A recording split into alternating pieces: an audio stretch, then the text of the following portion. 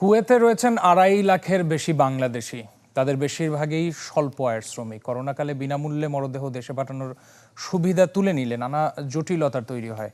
সম্প্রতি এই খরচ কমিয়েছে বিমান বাংলাদেশ এয়ারলাইন্স। কুয়েত থেকে জিসান মাহমুদের তথ্য ছবিতে ডেস্ক রিপোর্ট। বাংলাদেশের প্রায় অর্ধেক প্রবাসী থাকেন মধ্যপ্রাচ্যের দেশগুলোতে। এদের বড় অংশই স্বল্প আয়ের শ্রমিক। কেউ মারা গেলে তার মরদেহ দেশে পাঠানোর খরচ জোগাড়ে জটিলতায় পড়তে হয়।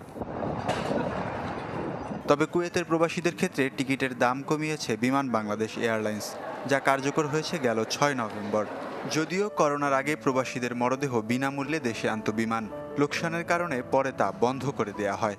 কিছুটা কমানোর কারণে সাময়িকভাবে কয়েকজন প্রবাসী খুশি হলেও আমরা সবাই গণহারে খুশি হতে পারতেছি। কুয়েতের বিমান অফিসের সূত্র মতে সেটি সামান্য ডিসকাউন্ট। তো আমরা রেমিটেন্স যোদ্ধা হিসেবে সরকারের নিকট, প্রবাসী কল্যাণ মন্ত্রণালয়ের নিকট আমাদের আকুল আবেদন থাকবে যে প্রবাসীদের মরদেহ সম্পূর্ণ বিনা পয়সায় যাতে পুনরায় এই সার্ভিসটা প্রদান করা হয়।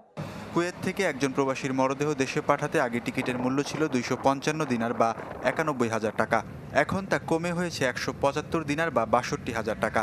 আর চট্টগ্রাম ও সিলেটে পাঠানোর টিকিটের মূল্য 275 দিনার থেকে কমিয়ে করা হয়েছে 190 দিনার। টাকা পয়সা জোগাড় করা খুব কঠিন হয়ে যায়।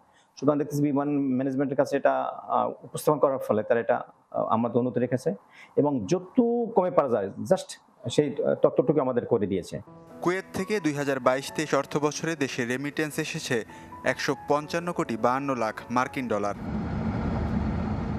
ওয়ালিউল্লাহ ফারুক, চ্যানেল 24।